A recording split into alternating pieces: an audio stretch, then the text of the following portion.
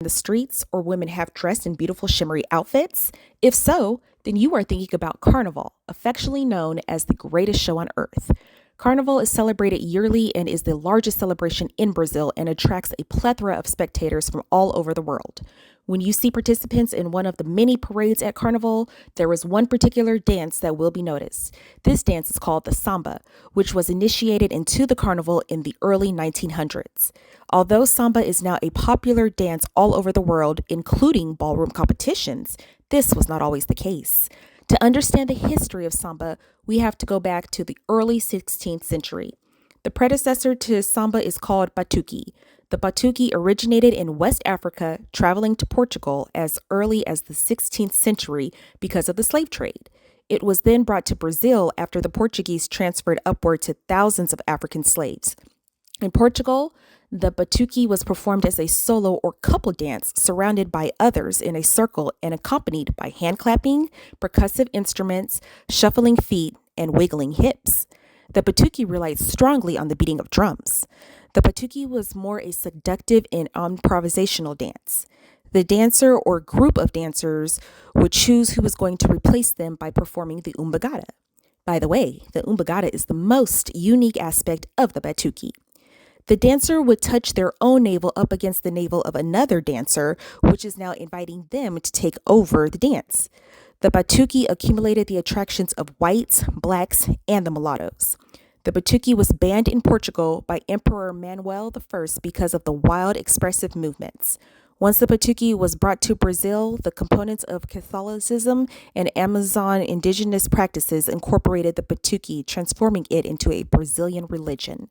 The Batuque made lots of citizens of Europe and even the Catholic Church scared and troubled. They created different legislations to get rid of the Batuque, from the banning of drums to dancers thrown in jail. The samba came in the 19th century and was a mix between two dance forms, the lundu and the machixe. The lundu was a transracial dance and danced in all levels of society. Its movements were danced by a mulatta, or woman of mixed racial descent. The machixe was seen as a forbidden dance because it was composed of a white elite male dancing with a woman with a darker skin tone. Samba was created as a way to go back to the roots of authenticity. The dance was a way to honor your ancestors, heal, and celebrate triumph. Ironically, the dance cannot exist without a strong beat, which goes hand in hand with the political and social history of the origins. Samba dancers were called sambistas and were considered lowlifes that were treated like criminals by the police. Both of these dances were a couple dance and involved very close body contact with the dancers. Samba is a style of dance that was created following the Batuque. The dance consisted of simple movements such as forward, backward, tilting, and rocking movements. Samba is a form of Afro-Brazilian dance which was created by the slaves of the Brazilian colonial era. The variety of their steps and movements were brought by the Africans with major influence from the Europeans. The Batucada, also born in Brazil, came up with the entire samba movement from the beginning of the 20th century. The term comes from the African batuque, which means beating the rhythm together. Samba dance was developed from a complex mix of influences, including West African slaves. The dance of these enslaved people eventually evolved to the dance that we know of today as samba. Over a span of 20 years, the result of this evolution changed from a softening drum beat of religious ceremonies and improv lyrics to samba dance. Dance is not the only thing that has evolved. The costumes have as well. No more tattered clothing like the slaves used to wear when dancing samba. When you think of samba, you may think of small costumes, bright and vibrant colors, feathers, and other additives to make the costumes pop. Although the costumes are beautiful and colorful, they evolved over the years. Before the 1930s, the samba costumes were very detailed. But as the price of materials and fabric increased, the shift happened and costumes became a little more simple. After the first official parade in 1932 in Rio de Janeiro, we slowly noticed the costume change and less fabric was involved. Light colors were also incorporated to reduce the heat impact. Several years later, two-piece bikini was adopted. Once the 80s came around, costumes were full sparkle, vibrant colors, and all the embellishments. Over the years, light-colored outfits and masks have disappeared. In replace of these, we now see feathers, sequin beads, and colorful fabrics. The sambistas' over the top, outrageous, bedazzled costumes can leave little to the imagination.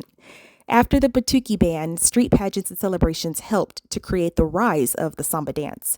The state of Bahia also helped to contribute to the development of samba after lots of the citizens migrated to Rio de Janeiro, bringing with them Afro-Brazilian drumming and dance movements.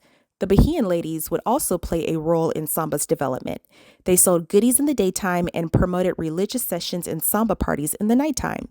These ladies became known as aunts and were identified by wearing all white from head to toe, specifically a long ruffled dress. One famous aunt, known as Aunt Tia Siata, would host religious and informal music making sessions at her home with famous samba composers. Some people feel that in her home is where samba started to get its respect. In the early part of the 20th century, the samba became part of the identity of Brazil.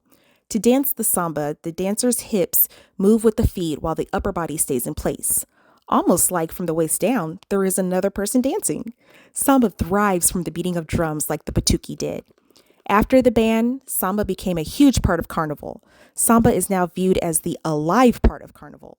Samba went from being seen by the government as something very negative and shameful, but now samba is performed all over the world and viewed as a sort of amusement.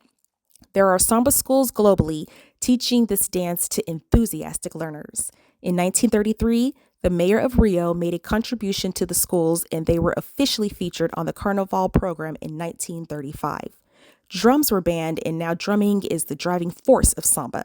Brazil is now famous for its drums, which are a part of Brazil's culture and lifestyle. In fact, samba's mixed rhythms are composed of several different drums. Prior to the ban, samba was a dance of racial discrimination, resistance, hopelessness, and also hope, suffering, love, and hatred.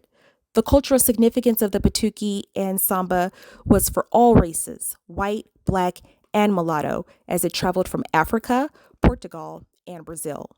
In today's society, samba serves as a representation of the struggle for social and racial equality for many Latin Americans. Samba does continue to serve as an agent of national unification. It is a festive dance filled with smiles, dancing, music, and happiness. Samba was seen as a dance of slaves, lower class persons. Now it includes people of all classes and stature in society. Beautiful women of all skin tones participate in samba dances during carnival, which demonstrates a perfect blending of the lundu and the machixe. The samba has had such an impact on carnival, there is a specific venue in Rio de Janeiro where carnival is held, and it's called the Sambadrome. The Batuque and samba are two dance forms that formed from oppression, civil unrest, and slavery. Maybe one day you can participate at Carnival as a spectator or even a sambista and can see in person how far this beautiful, energetic, and free dance has evolved. Ciao!